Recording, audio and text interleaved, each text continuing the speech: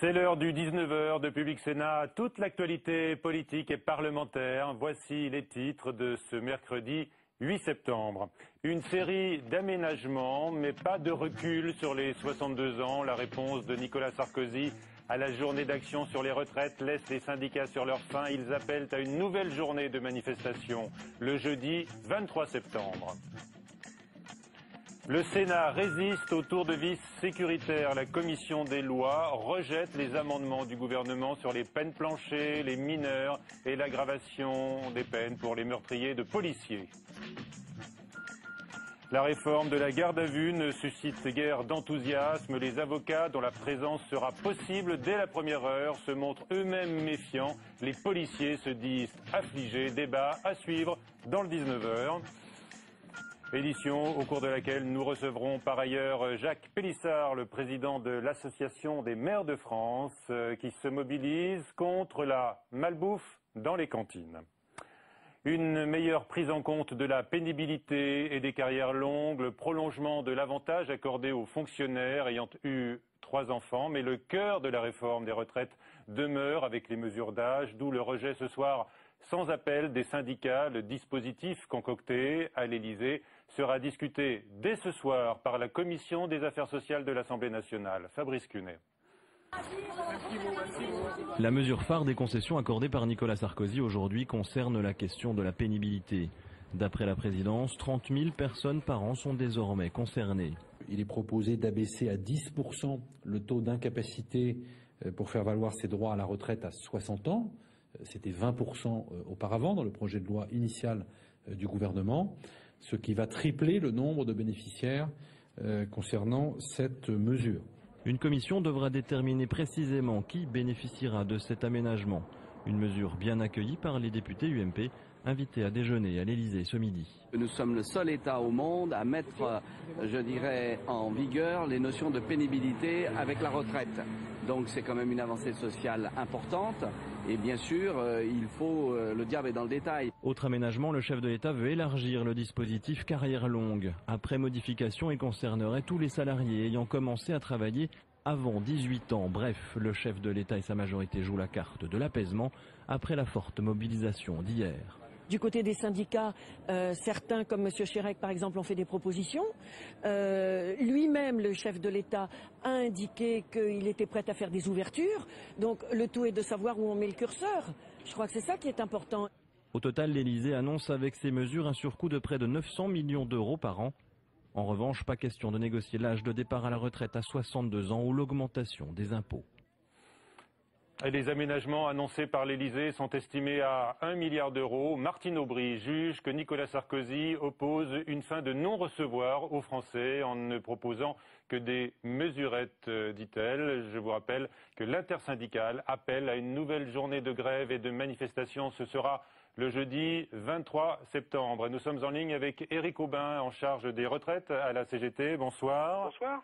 L'Élysée donc a bougé ce matin, mais les syndicats restent inflexibles. Oui, et je crois que la mobilisation d'hier, le niveau de la mobilisation a contraint le gouvernement et le président de la République notamment à apporter quelques mesures, mais qui ne satisfont pas les organisations syndicales, qui fait que le caractère même du projet de loi reste injuste, inefficace et de court terme. Donc je crois que c'est pas ces mesures-là qui peuvent permettre de stopper un conflit de la nature du conflit qui est en cours. Oui. Nicolas Sarkozy l'a répété aux responsables de la majorité, Éric Aubin, il ne veut pas revenir sur les mesures d'âge. Vous lui demandez de tout modifier. En fait, ce serait pour lui un suicide politique, vous le savez. Oui, mais nous n'avons pas eu l'occasion de confronter nos idées, de négocier, et donc l'approche du gouvernement était une approche démographique. Nous l'avons contestée dès le début, dès le mois d'avril. Donc il ne faut pas être étonné aujourd'hui que les salariés se sont mobilisés largement pour dire il nous faut un autre projet de loi que celui qui est proposé. Les mesures d'âge, ce sont des mesures qui sont fortement injustes pour les précaires, pour les jeunes et pour les femmes. Je rappelle que les femmes sont 30% obligées de travailler jusqu'à 65 ans pour avoir des pensions complètes aujourd'hui pour ne pas subir les décotes. Demain, si c'est 67 ans, ce sera pour elles donc bien souvent une baisse du niveau des pensions puisque les décotes s'appliqueront car elles ne pourront pas travailler jusqu'à 67 ans. Dernière question, Éric Aubin, vous appelez donc avec l'intersyndicale et FO, vous allez pouvoir le confirmer, à une nouvelle journée d'action. Donc ce sera le jeudi 23 septembre. On avait parlé éventuellement plutôt d'un samedi, vous ne craignez pas que la mobilisation aille diminuant en mobilisant à nouveau un jour de semaine? Non du tout, nous avions des demandes qui nous sont remontées d'avoir une nouvelle journée de mobilisation après celle d'hier. Et je crois que l'ensemble des organisations syndicales, les 8 organisations vont appeler à la fois le 23 et le 15, jour où il y aura des initiatives diverses d'interpellation de parlementaires pour essayer d'élargir le mouvement à d'autres salariés qui aujourd'hui ne se sont pas inscrits dans la mobilisation. Mais je crois qu'on aura l'occasion de vérifier que la mobilisation peut encore grandir. Rendez-vous le 23 septembre. Éric Aubin, merci. Question d'une nouvelle, êtes-vous satisfait des engagements annoncés ce matin par Nicolas Sarkozy? Eh bien non à 92%, 7% seulement vote des internautes du Nouvel Observateur. Grenoble, rien que Grenoble, mais tout Grenoble, c'est ce que répète Nicolas Sarkozy en ce moment aux responsables de l'UMP pour qu'ils intègrent son discours sécuritaire, mais il n'est pas suivi au Sénat, où la commission des lois a rejeté aujourd'hui les amendements du gouvernement sur les peines planchées, les mineurs ou encore l'aggravation des peines pour meurtre de policiers. Jérôme Rabier. Visiblement attachés à la défense des libertés publiques, les sénateurs ont infligé aujourd'hui un désaveu à la politique sécuritaire de Nicolas Sarkozy. Il y a 2 jours déjà, Gérard Larcher laissait entendre cette inflexion de la Haute Assemblée. Ce matin, plusieurs sénateurs de la majorité ont même argumenté contre les amendements gouvernementaux, notamment les dispositions concernant les peines planchées. Si c'est une loi fourre-tout pour remettre en cause des principes fondamentaux de notre procédure pénale et des valeurs de notre République, eh bien les commissions des lois sont là pour s'y opposer. Nous ne sommes pas un gouvernement, un parlement, mais un parlement debout. Une posture idéale pour l'opposition qui se félicite de la sagesse de la majorité sénatoriale. Nous sommes devant un camouflet. Les sénateurs de l'UMP ont su être beaucoup plus sages dans leur raisonnement, refuser cette tendance ou bien cette dérive droitière et revenir à quelque chose de beaucoup plus légitime et plus légaliste. Cette décision complique la situation du gouvernement. Il avait fait de ces amendements une priorité. Le ministre de l'Intérieur, Brice Hortefeux, chargé de défendre le texte devant les sénateurs, est apparu agacé avant le début de la séance cet après-midi. Reste au débat parlementaire de trancher sur ces décisions prises par la commission des lois ce matin. La majorité se divise par ailleurs sur la réforme territoriale. La commission des lois de l'Assemblée nationale, cette fois, a annulé les modifications apportées par le Sénat l'été dernier. Ces désaccords, notamment sur l'élection du futur conseiller territorial, promettent une belle bataille entre les 2 chambres où, Emmanuel Kessler, la majorité ne marche pas forcément d'un même pas. Eh oui, si l'Assemblée nationale, Michel, et le Sénat ont du mal à jouer les mêmes partitions, c'est d'abord parce que les majorités ne sont pas les mêmes. Au Sénat, l'UMP doit composer en particulier avec les centristes pour faire adopter les projets de loi. L'UMP n'a pas la majorité absolue à elle toute seule. Or, les centristes, justement, avaient réussi à imposer sur ce chapitre des collectivités locales, pour l'élection des futurs conseillers territoriaux, une dose de proportionnel. C'est favorable pour eux. En commission, aujourd'hui à l'Assemblée nationale, les députés sont revenus au texte initial du gouvernement qui lui prévoit un scrutin majoritaire, scrutin qui lui favorise les grands partis politiques, donc l'UMP. Alors, qu'est-ce qui va se passer maintenant? En principe, c'est l'Assemblée nationale qui a le dernier mot, mais on voit mal comment un texte sur les collectivités locales, c'est la prérogative naturelle du Sénat, pourrait être voté sans qu'il y ait un compromis entre les 2 chambres. Et puis, vous l'avez dit, on l'a vu tout à l'heure, l'autre sujet de bisbille, c'est la sécurité. Gérard Larcher à l'UMP, Jean-Pierre Raffarin aussi ont pris quand même un peu leur distance ces derniers jours avec les déclarations sécuritaires de Nicolas Sarkozy cet été. Et là, ce sont moins les rapports de force qui jouent, les rapports de force politiques traditionnels qui jouent, que la nature même du Sénat et du débat au Sénat, où on est effectivement plus sourcilleux de préserver les libertés publiques.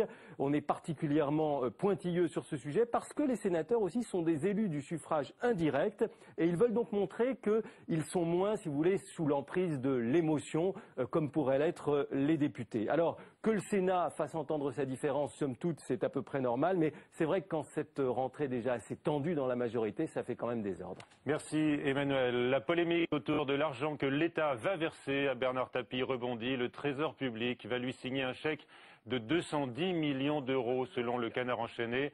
alors que Christine Lagarde avait évoqué une somme bien inférieure. Elle avait parlé de 20 à 50 millions comme indemnité dans le cadre du dossier Adidas arbitré par le tribunal. François Bayrou dénonce un scandale. C'est franchement triste, dit-il, au moment où le gouvernement peine à boucler un budget de rigueur. La suite du 19h. Comment mettre fin au scandale lié à la pratique en France de la garde à vue?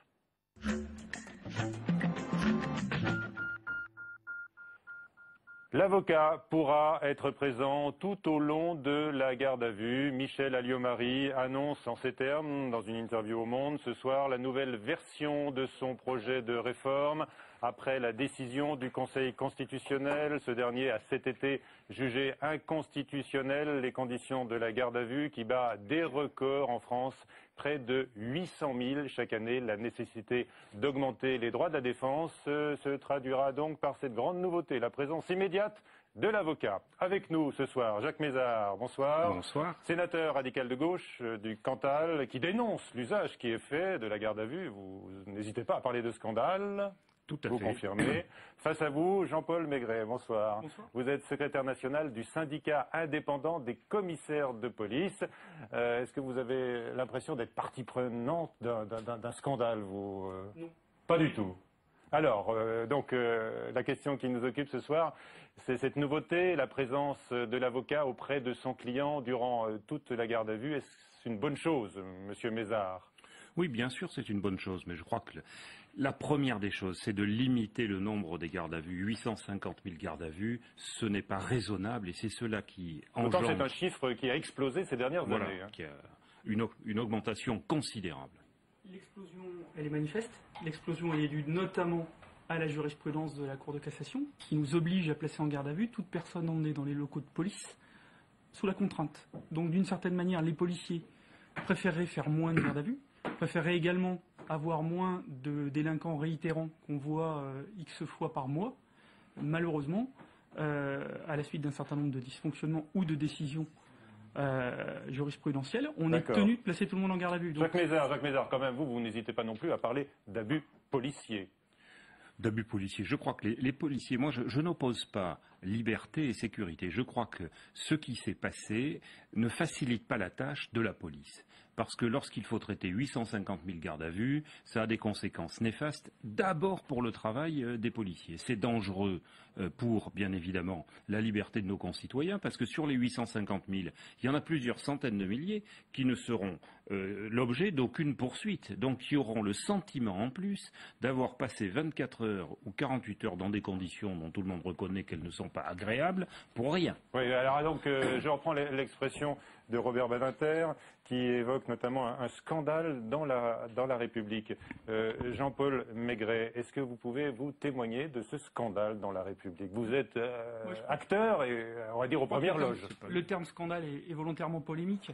Je crois que derrière ça, les grosses difficultés qu'on a eues ces dernières années, c'est notamment toute la délinquance routière, où il y a un certain nombre de gens qui se sont rendus compte qu'ils étaient placés en garde à vue, parce que c'est les textes qui le prévoient, qui nous y obligent. Et il y avait un sentiment chez les gardés à vue qu'on faisait un travail qui n'était pas nécessaire. Il y a eu une véritable priorité gouvernementale sur la délinquance routière. Il faut savoir qu'aujourd'hui, des gens qui sont pris en état alcoolique, on ne sait pas faire autre chose qu'un placement en garde à vue pour les avoir à disposition, pour leur faire voir un médecin, parce que leur état alcoolique nécessite un certain nombre d'examens, et pour après coup, les auditionner pour mener une procédure quasi classique. Et là-dessus, on perd énormément de temps. Ceci n'explique pas l'augmentation considérable de plusieurs centaines de milliers de gardes à vue par an dans les 5 ou 6 dernières années. Et je crois qu'il faut rappeler aussi que normalement, mais c'est devenu impossible, dans les faits, la garde à vue se fait sous contrôle du parquet. Or, on sait très bien, vous et moi, qu'il y en a tellement de garde à vue que c'est un contrôle qui est très souvent symbolique. Donc moi, je ne fais pas du tout le procès de la police, au contraire. Au contraire, je crois qu'ils sont soumis à un système aujourd'hui qui est nocif d'abord pour les policiers et aussi pour les citoyens. Pour les policiers. Bon, quand même, vous pouvez quand même défendre certains bienfaits de la garde à vue. Est-ce que, quand même, c'est une méthode que vous reconnaissez pour faire avancer les enquêtes? La garde à vue est un acte d'enquête. On l'oublie un peu trop souvent. Alors rappelez-le, justement. C'est un acte d'enquête qui, aujourd'hui, devient majoritairement un acte lié à d'autres actes formels, visite d'un médecin, présentation, enfin, acte préalable à la présentation à un magistrat, alors qu'au départ, c'est un acte d'enquête destiné à faire des auditions, Est-ce que ça faire des perquisitions. demeurera un acte d'enquête, selon vous, si les policiers ont dans les pattes, j'ai envie de dire, un avocat dès la première heure de la garde à vue, oui ou non?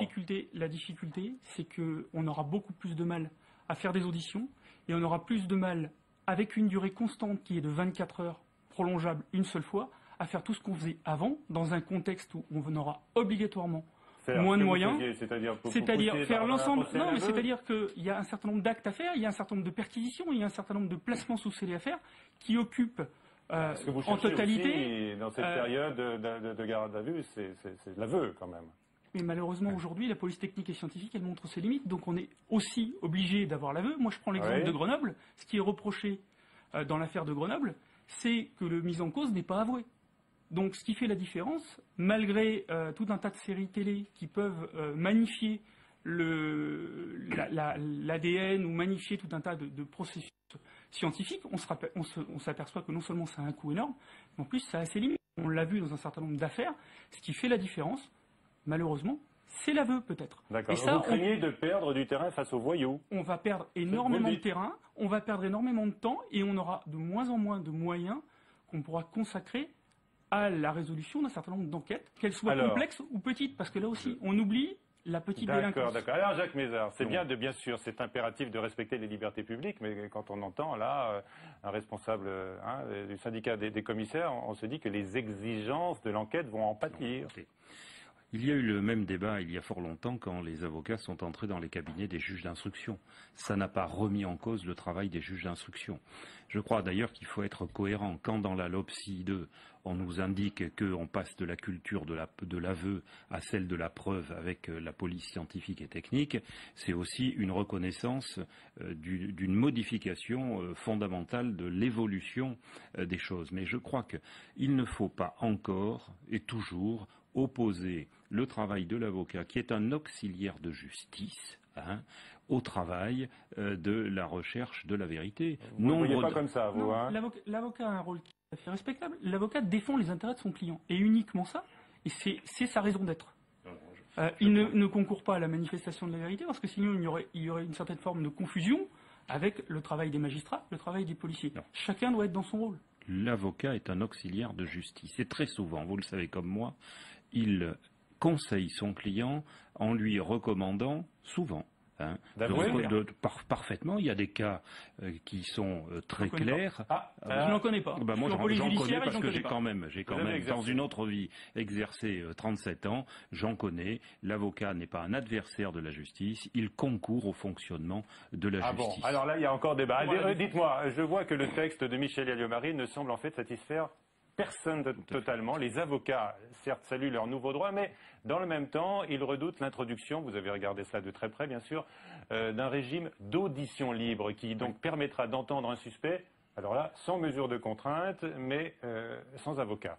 Oui, mais c'est évidemment... Donc beaucoup de suspects préféreront sans doute ces mesures-là, pas de contrainte, certes pas d'avocat, pas de défense, mais ils n'auront pas, dans des conditions souvent indignes, dans les cellules de garde à vue. Non, mais on entre dans un système qui va être mauvais parce que il ne fera plaisir à personne, parce que c'est quoi une audition libre quand on n'est pas libre de sortir? Déjà, le titre de ce nouveau système démontre son adéquation.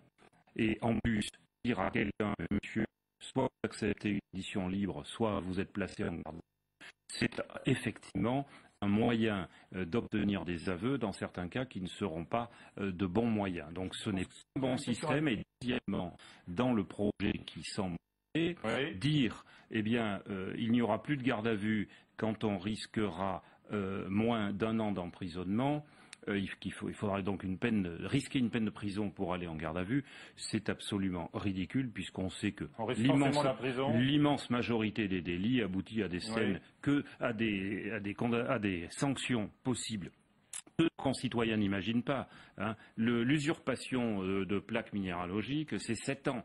La conduite en état d'alcoolémie, rien que la conduite, on risque 2 ans ferme.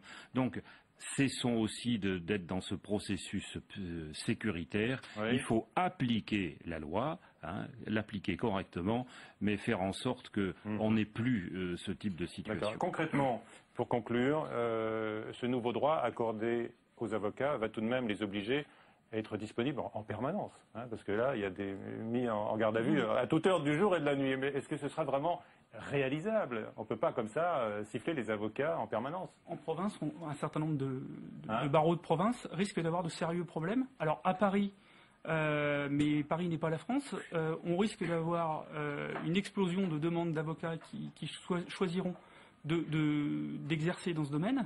En province, malheureusement, ça sera beaucoup plus dur. Merci à tous les deux. En tous les cas, la gauche demande l'examen de ce texte de Michel Alliot-Marie le plus vite possible, hein, Monsieur Mézard. C'est ce que nous réclamons depuis des mois et des mois. Merci à tous les deux. Dernière page du 19h. 3 questions à Jacques Pélissard, le président de l'Association des maires de France.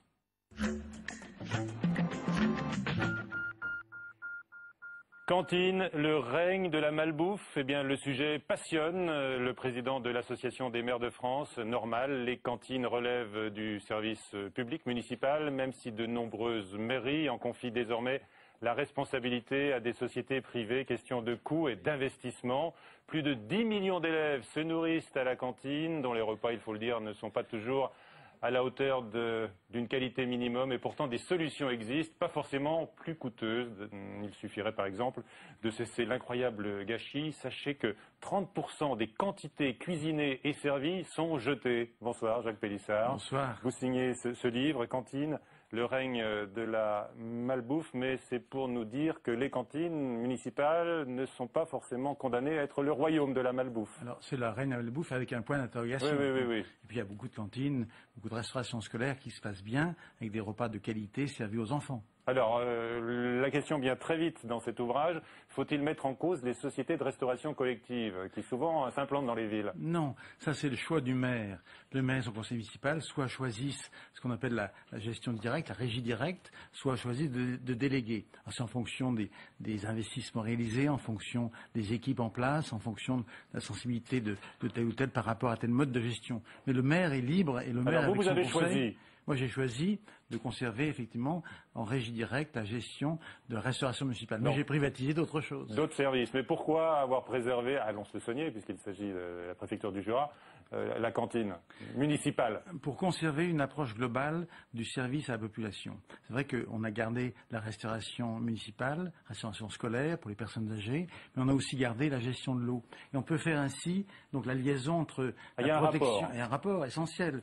Nous avons mis en place depuis 10 ans, 20 ans maintenant, une protection de la ressource en eau des nappes phréatiques. Et avec cette protection, on a pu développer le bio. Et le bio ensuite, le meilleur débouché du bio a été la restauration municipale. On a mis en place le bio, le pain bio, avec du blé bio. Ah bon? Toutes les on dit que le bio est plus cher que tout le reste. Vous arrivez à faire de la nourriture bio dans les cantines? Oui, bien sûr, toutes les cantines. Maintenant, le restaurant municipal, donc pour les adultes, pour les personnes âgées, pour l'hôpital, tout est en bio. Pourquoi? Et à combien vous revient le prix d'un repas, par exemple? Pour les enfants, c'est 3,10 €. 3,10 €. Mais c'est quoi? Tout compris, la préparation? Tout compris, bien sûr. Ah bon. Et la nourriture en elle-même, c'est combien? La nourriture, la nourriture, c'est 1,80 €. Ah oui, c'est pas cher quand même. Hein? Le reste, c'est la main-d'œuvre et c'est également les frais généraux. Alors, ceci hors garderie. Il y a une partie garderie. Bien sûr. Mais on parle des repas. On parle des repas, 3,10 €. Est-ce que c'est une mission qui fait peur aux maires aujourd'hui? Parce qu'il y a l'exigence de qualité des repas, hein, elle n'est pas toujours garantie, on l'a vu.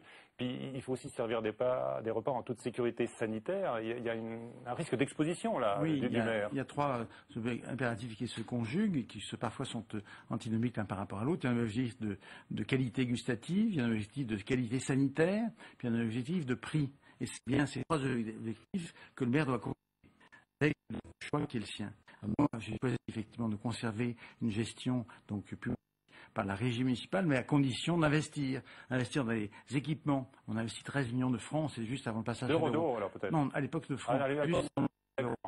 En matériel, tout dans les femmes qui vont tourner la machine. D'accord. Donc, diététiciens, acheteurs, bien sûr, qui permettent de gérer la totalité du cycle. Un gros point d'interrogation quand on dit que les cantines sont le rêve de la malbouffe, hein, c'est ce que vous expliquez dans ce livre, avec Philippe Durèche, qui est un spécialiste de la restauration collective. Jacques Pélissard, comme président de l'AMF, vous avez eu l'occasion de dénoncer certaines attaques contre les maires. Hein, cet été qui venait de votre camp, hein, de Christian Estrosi, qui a imaginé des sanctions financières contre les manquements des maires en matière de sécurité. J'ai lu que le chef de l'État, pas plus tard qu'hier matin, avait apporté son soutien à son ministre.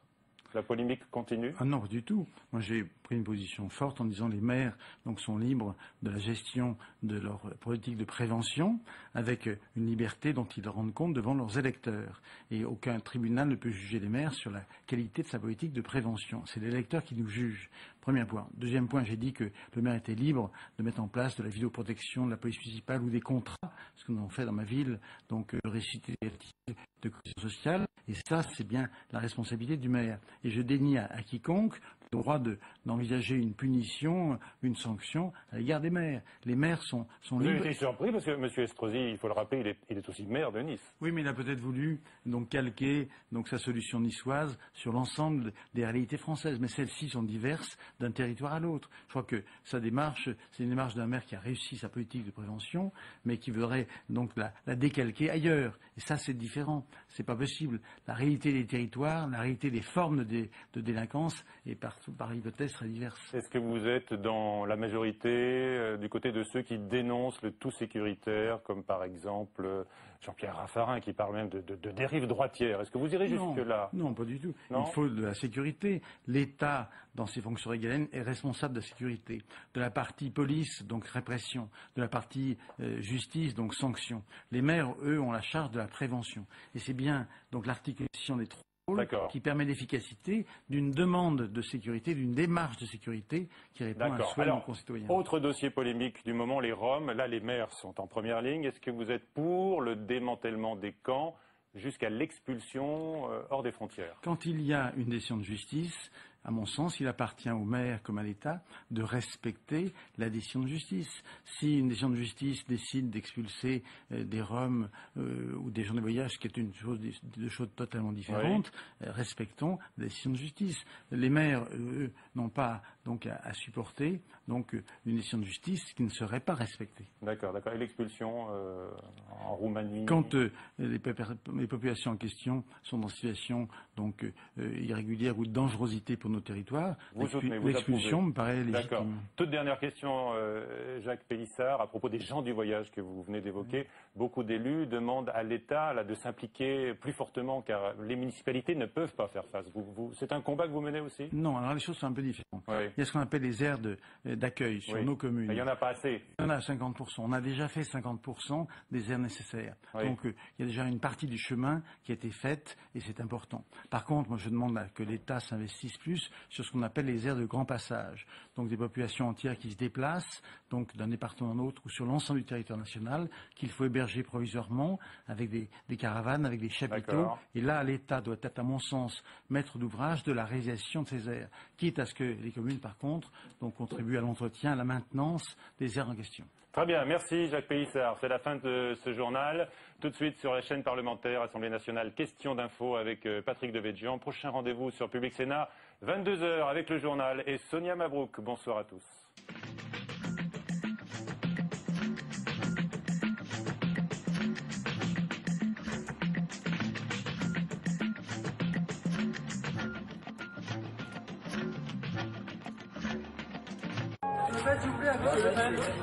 Certains disent que c'est sa dernière campagne, pourquoi vous avez toujours ce goût-là? Oui, on a dit ça souvent.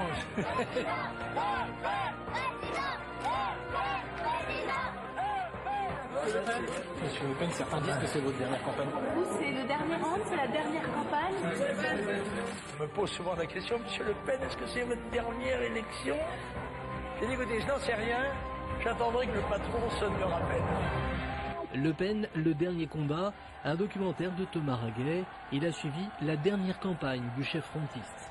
Samedi à 22 h, suivi d'un débat animé par Élise Lucet.